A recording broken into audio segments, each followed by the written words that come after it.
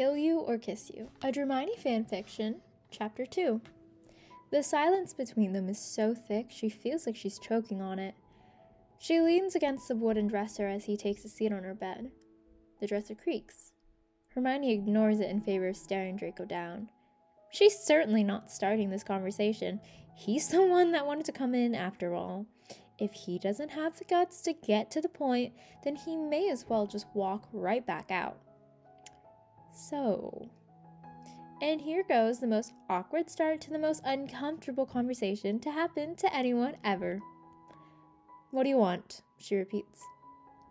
He rubs the back of his neck. I just wanted to talk. Just quickly. Her eyes flash with anger. Okay. Then spit it out. Draco looks at her before quickly shifting his gaze to the floor. I was wondering how you've been. Hermione wants to laugh, because that is perhaps the dumbest thing he could have ever said at that moment.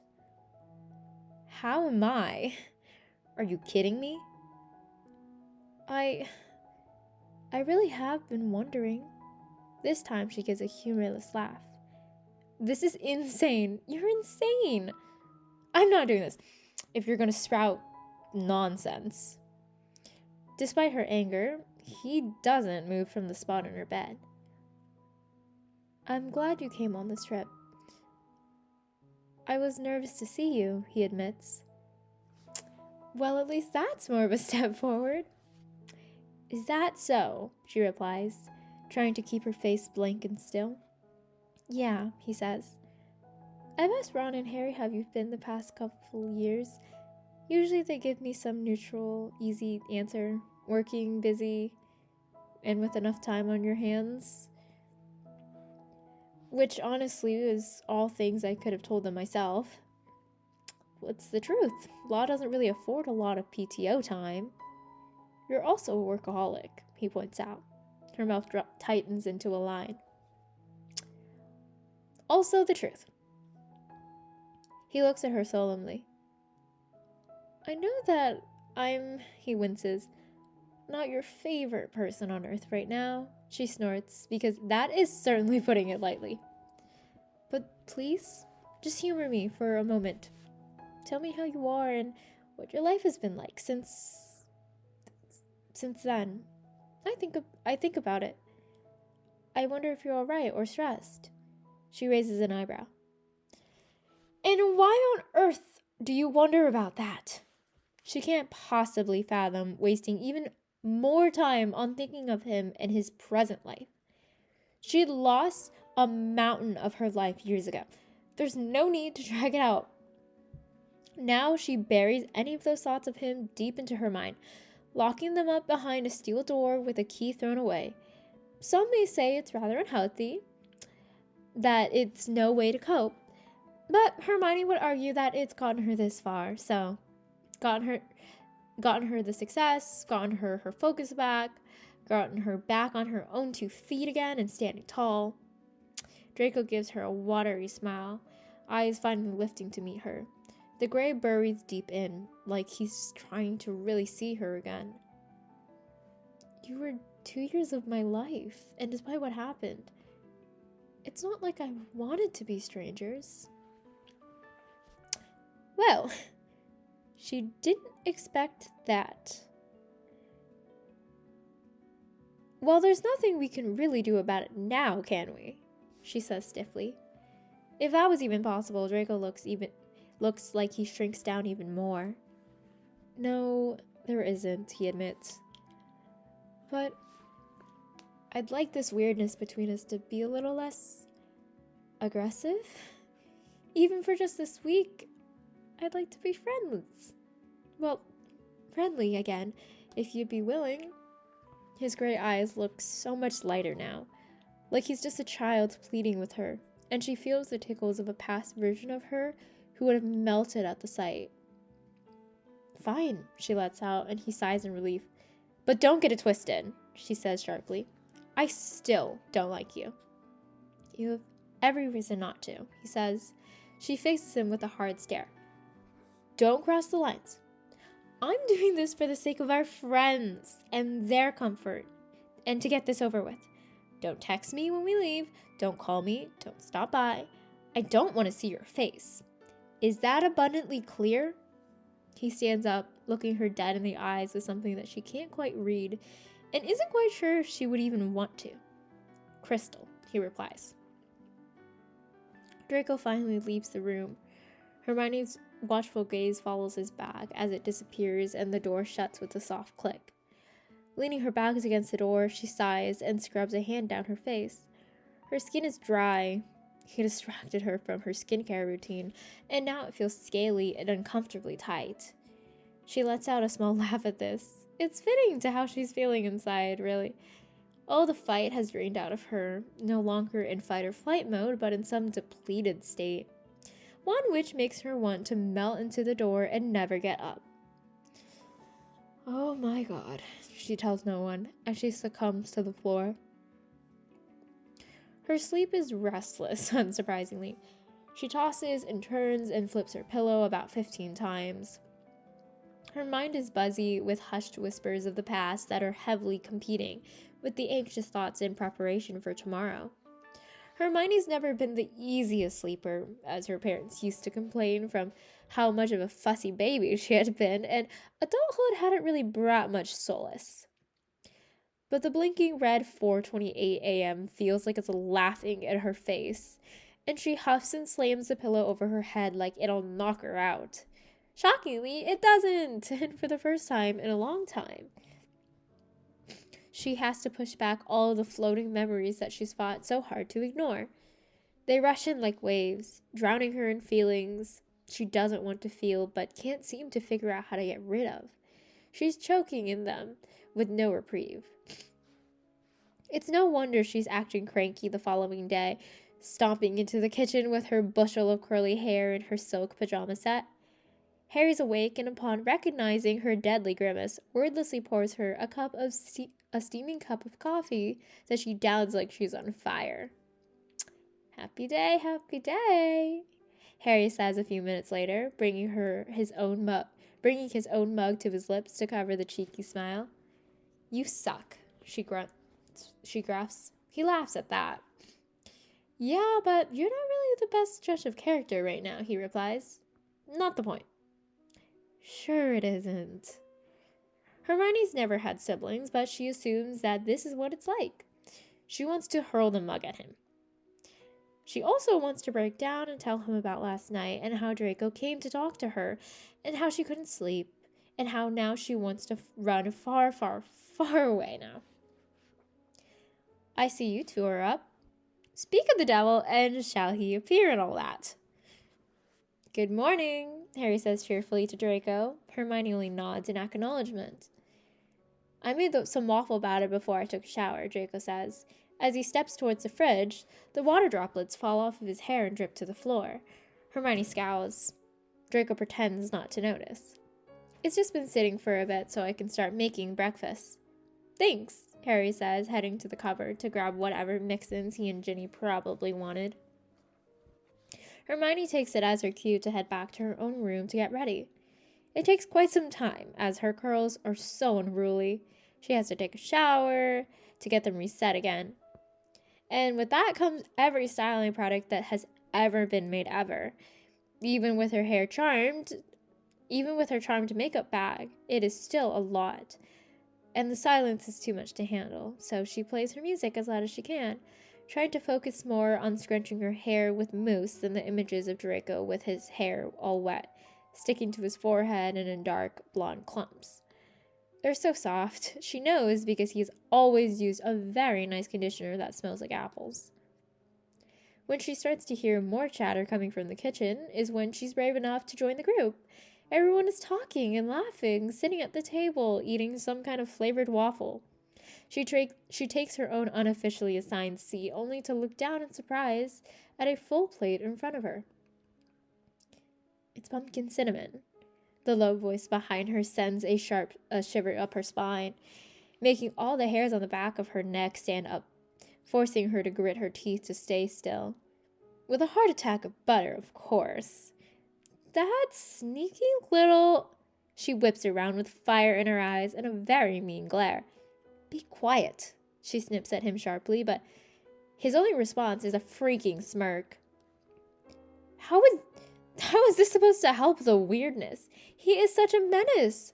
She could punch him again. He holds his arms up in surrender, but there's a twinkle in his eyes, and it's infuriating. Hey, don't attack the messenger, he says. The top of his lips pulls up into a cocky manner. Or the chef. You know, I made them from scratch. Prat, she huffs at him. There's certainly no ignoring him now since he's decided to act like a 16-year-old boy again. She cuts her waffles with just a little bit too much aggression, the butter knife clattering against the ceramic noisily, and Ginny shoots her a look. Hermione promptly ignores it in favor of fuming in her chair. She takes a bite and completely melts into a puddle. The waffle is warm and soft and fluffy and spiced with pumpkin.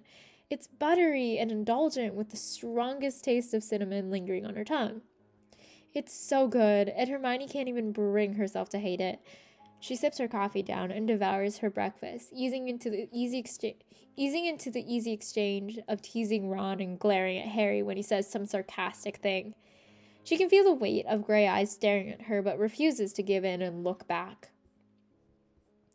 Hermione is successful at doing so until they get to the boat. For a while, she has peace, lounging in her bright red swimsuit, floppy hat covering her face from the sun, self-reflection book in hand. She switches between reading the pages and looking up at the chaos that's occurring in front of her. Ron is harassing Ginny, who is all but trying to throw him off the boat, while Harry and Lavender chat about something.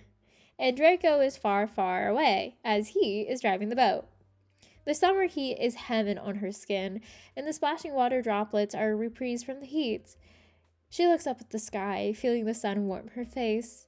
Her muscles relax and settle, gently pushing her limbs out to stretch.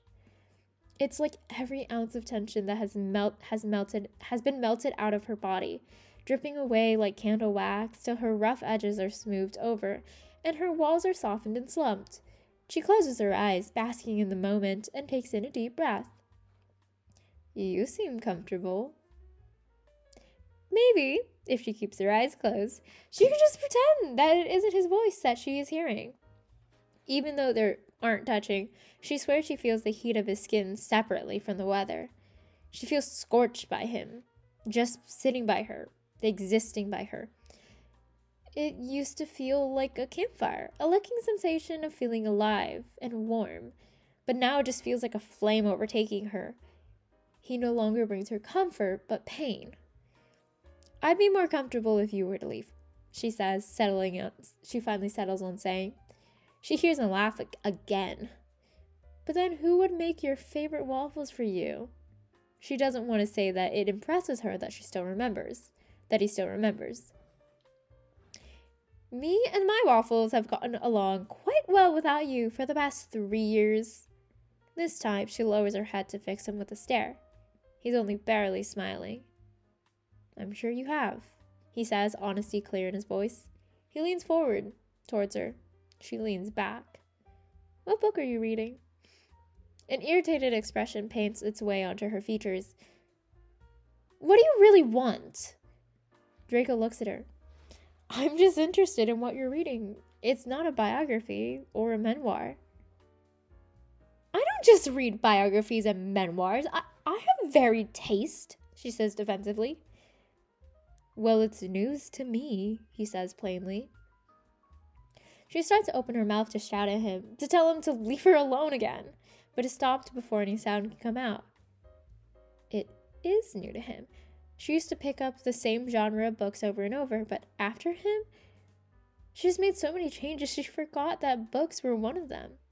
He has no idea that Ginny forced her to read some crazy romance story about fairies in some magic realm, or that a librarian at a locally owned bookstore in Wales had sold her a riveting mystery book that she rereads on a regular basis.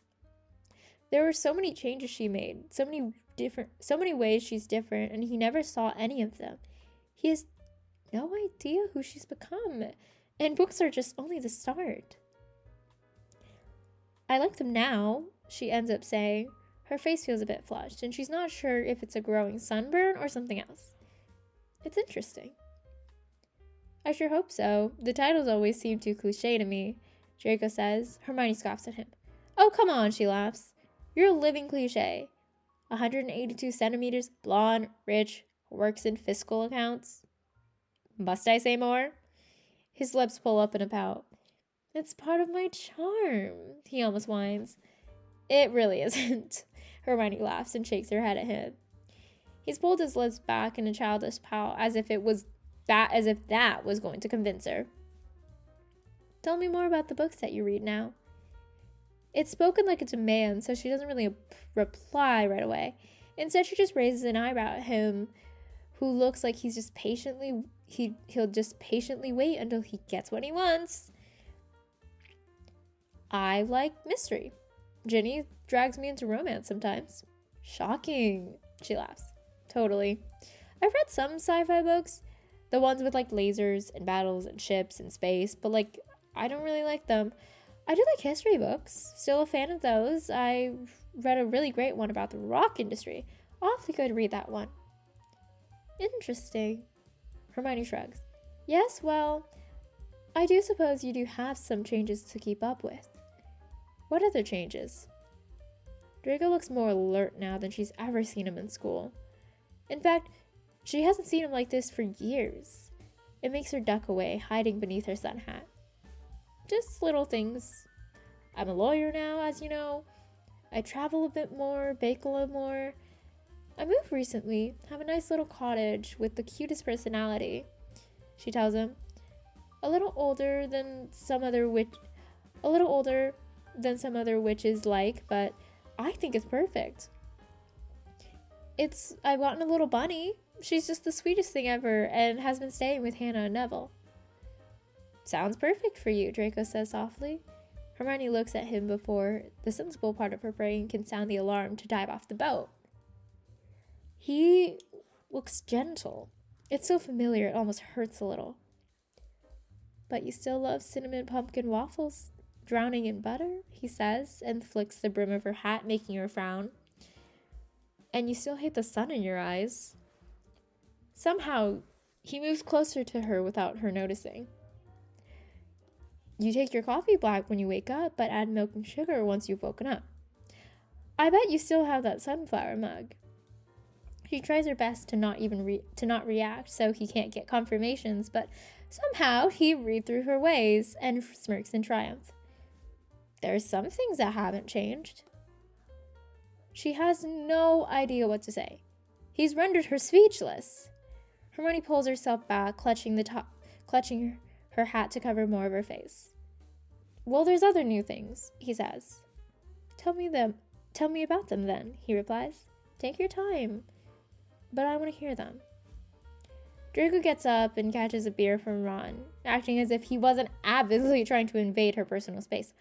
Hermione takes in a deep breath, urging herself to calm down, to settle her breathing, to slow her heart rate, to clear the flush on her cheeks. Hey, Ginny! Can you toss me one of those margaritas?